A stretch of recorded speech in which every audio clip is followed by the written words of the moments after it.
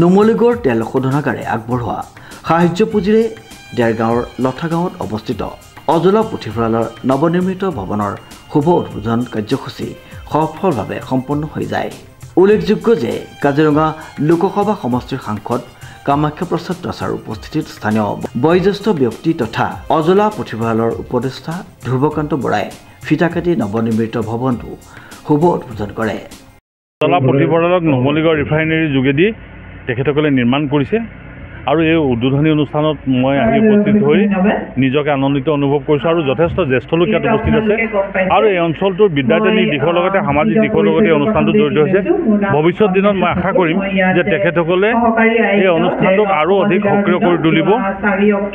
যথেষ্ট বিদ্যুৎ সমাজটো ইয়াত উপস্থিত আছে।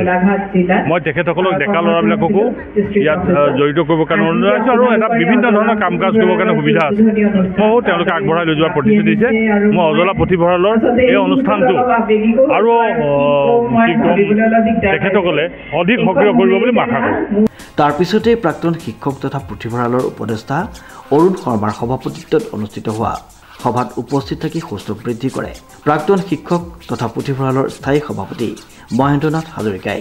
সাংসদ কামাখ্যা প্ৰসাদ দাসা সহ সমজিলা আয়ুক্ত অন্বেষা ঠাকুৰ, গোলাঘাট জিলা গ্ৰন্থাগাৰ সন্থাৰ সম্পাদক ডক্টৰ সঞ্জয় কুমাৰ হাজৰিকা, দেৰগাঁও নগৰ উন্নয়ন প্ৰাধিকৰণৰ সভাপতি ৰাজমোহন শৰ্মা, দেৰগাঁও জিলা পৰিষদৰ সদস্যা ৰূপালী বৰা, দেৰগাঁও সাহিত্য সভাৰ সম্পাদক বিচিত্ৰভূষণ কলিতা, বিশিষ্ট সমাজকৰ্মী গোপাল কৃষ্ণ খাউন, সমাজকৰ্মী সূৰ্যমোহন হাজৰিকা, নৱগঠিত দেৰগাঁও গাঁও পঞ্চায়তৰ সভাপতি ৰিংকুমণি ৰবি দাসকে মুখ্য কৰি কেইবাগৰাকী গণ্যমান্য ব্যক্তি উপস্থিত আছিল।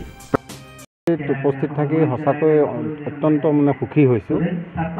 মই একচুৱেলি যেতিয়া ক্লাছ 7-8ত পঢ়ি থাকোঁ তেতিয়া সেই সময়ত আমাৰ কিতাপেই একমাত্ৰ লগৰীয়া আছিলে আজৰি সময়ত আৰু সেইকাৰণে আমি সেই সময়ত বহুত লাইব্ৰেৰীবোৰ ঘূৰি ফুৰোঁ। ইয়াত আছিলে এইটো অজলা পুথিভঁৰাল আৰু এটা আছিলে আপোনাৰ ৰজাবাহাৰ পুথিভঁৰাল, তাৰপিছতে আজাদ পুস্তকালয় আছিলে। তো এই যিখিনি পুথিঘৰ আছিল তাত আমি গৈ কিতাপ আমি লৈছিলোঁ। মই এই অজলা পুথিভঁৰালৰ মই এজন সদস্যও আছিলোঁ। তো গতিকে সেই সময়ত আমি ইয়াত পৰিৱেশটোৰ কথা মনত পৰিলে বৰ ভাল লাগে। সেই সময়ত সৰু সৰু ল'ৰা ছোৱালীবিলাক যেনেকৈ আহি পেলাই ইয়াত এগৰাকী লাইব্ৰেৰীয়ান বহি থাকে, তেখেত গাঁৱৰে মানুহ আছিলে, তেখেত বহি থাকে, তেখেতৰ পৰা কিতাপ লওঁ, লৈ পেলাই কিতাপখন লিষ্টখন চহী কৰোঁ। মাজতে আজি হ'ল কিছুদিন পুৰণি স্মৃতি ৰোমন্থন কৰিবলৈ মই মাজতে আমাৰ এই অজলা পুথিভঁৰালৰ বৰ্তমান যিগৰাকী সম্পাদক আছিল পৱন বৰা, তেখেতক মই জোৰ জুলুমকৈ আনি লাইব্ৰেৰীটোৰ ভিতৰত সোমাইছিলোঁ। আৰু এই সময়ত এটা দুৰ্ভাগ্যজনক কথা কি হৈছিল যে সেই সময়ত লাইব্ৰেৰীটো ঘৰটোও সিমান ঠিকে নাছিলে আৰু কিতাপ পত্ৰও তেনেকৈ ইমান নাছিল আৰু ল'ৰা ছোৱালী পঢ়াৰ যিটো আগ্ৰহ সেই আগ্ৰহটো নাই। তো গতিকে আজি এই লাইব্ৰেৰীটো এটা নতুন ৰূপ পাইছে আৰু মই আশা কৰিছোঁ অনাগত দিনত যাতে এই লাইব্ৰেৰীটোত কিতাপ পত্ৰৰ সংখ্যাও বাঢ়ে, লাইব্ৰেৰীটো আৰু ৰূপে উন্নতি কৰে আৰু অঞ্চলটোৰ যিসকল উঠি অহা শিশু আছে তেখেতসকলে যাতে কিতাপৰ প্ৰতি যাতে তেওঁলোকৰ মায়া মোহ সৃষ্টি হয় তাৰ কামনাত। প্ৰায় শতাধিক ৰাইজ উপস্থিত থকা সভাৰ আৰম্ভণিতে লোক সংস্কৃতিৰ সাধক গিৰীন্দ্ৰনাথ ডেকাই পৰিৱেশন কৰা লোকগীতে উপস্থিত সকলোকে মুগ্ধ কৰে। পুথিভঁৰাল 1956 চনত স্থাপিত হৈছিলে।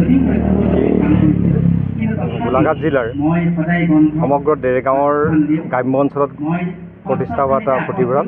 এই পুথিভঁৰালটো এটা ঐতিহ্য আছে। 1956 চনতে এই গাঁৱৰে বহুকেইজন গণ্যমান্য ব্যক্তিয়ে এই পুথিভঁৰালটো স্থাপন কৰিছিলে।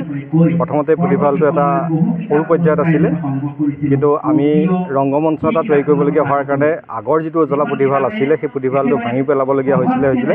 পৰৱৰ্তী সময়ত আমাৰ সভাপতি শ্ৰীযুত মহেন্দ্ৰনাথ হাজৰিকাৰ তত্বাৱধানত আমি NRLৰ লগত যোগাযোগ কৰি এটা পুঁজি তেখেতসকলৰ পৰা লাভ কৰিছিলোঁ আৰু এই পুঁজিটোৱে আমি অজলা পুথিভঁৰালটো নতুনকৈ আটকধুনীয়াকৈ প্ৰায় 12 লাখ টকাৰ এটা পুঁজি লাভ কৰিছিলোঁ। এই 12 লাখ টকাৰে আমি নতুনকৈ আটকধুনীয়াকৈ পুথিভঁৰালটো নিৰ্মাণ কৰিছোঁ।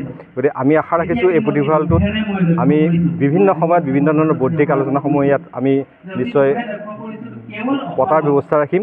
লগতে আমি ছাত্ৰ ছাত্ৰীকো ইয়ালৈ টানি অনাৰ বিভিন্ন ধৰণৰ ব্যৱস্থাবিলাক আমি হাতত ল'ম। আমি ভাবিছোঁ এই পুথিভঁৰালে সমগ্ৰ দেৰগাঁৱত এটা আনন্দৰ জোৱাৰ আনিব। পুথিভঁৰালটো আচলতে আমি আগৰ পৰাই 1956 চনৰ পৰাই যিমানখিনি কিতাপ অনা নিয়া এইবোৰ সকলোবিলাক তথ্য পাতি আমাৰ হাতত আছে। আমি সেইখিনি সংৰক্ষণ কৰি ৰাখিছোঁ। পৰৱৰ্তী সময়তো আমি এটা শিশু পুথিভঁৰালো প্ৰতিষ্ঠা কৰিছিলোঁ মিলন মইনা পাৰিজাতৰ তত্বাৱধানত। সেই পুথিসমূহ আমাৰ ইয়াতে সংৰক্ষিত হৈছে। সেই মিলন মইনা পাৰিজাতৰ সভাপতি শ্ৰীযুত পূৰ্ণকান্ত হাজৰিকা আৰু সম্পাদক হিচাপে মই আছিলোঁ। গতিকে সেই সময়তো আমি বহুতখিনি কিতাপ সংগ্ৰহ কৰি পেলাই ছাত্ৰ ছাত্ৰীক পঢ়োৱাৰ ব্যৱস্থা ৰাখিছিলোঁ। কালক্ৰমত আমাৰ পৰিৱেশটোৱে কিছু মানে নাইকিয়া হৈ যোৱাৰ কাৰণে সেইখিনি বন্ধ হৈ যোৱাৰ উপক্ৰম ঘটিছিলে, কিন্তু পুনৰ আমি সেইটো উদ্ধাৰ কৰিবলৈ চেষ্টা কৰি আছোঁ। গতিকে অনাগত দিনত আমি এইটো আকৌ ৰাইজৰ মাজলৈ সুন্দৰভাৱে আগবঢ়াই আনিব পাৰিম বুলি আমি আশাবাদী। অজলা পুথিভঁৰালৰ ইতিহাস, বৰ্তমান গ্ৰাম্য পুথিভঁৰালৰ স্থিতি, বৰ্তমান ডিজিটেল যুগত পুথিভঁৰালৰ গুৰুত্ব, শিশু ছাত্ৰ ছাত্ৰীসকল আৰু অভিভাৱিকাসকলক গ্ৰাম্য পুথিভঁৰালৰ প্ৰতি আগ্ৰহ জন্ম আদি সম্পৰ্কে বিশিষ্ট ব্যক্তিসকলে বহুমূলীয়া বক্তব্য আগবঢ়ায়। দেৰগাঁৱৰ পৰা নৱজ্যোতি ভঁৰালীৰ এক বিশেষ প্ৰতিবেদন, নিউজ নাও।